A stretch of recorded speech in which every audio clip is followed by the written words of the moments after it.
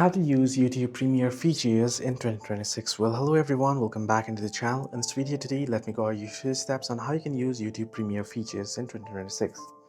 Well, there are certain features that you can easily use after you have the YouTube Premium. So first things first, you'll need YouTube Premium. Make sure you have subscribed to YouTube Premium or you have got the subscription.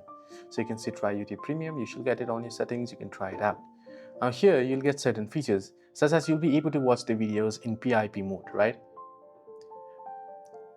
So if you have any video that you're playing and you want to use some other apps, you'll be able to simply swipe down this way, head back, and the PIP mode will be opened up. Similarly, you won't be able to see ads if you have the premium account. There will be no ads for you as well.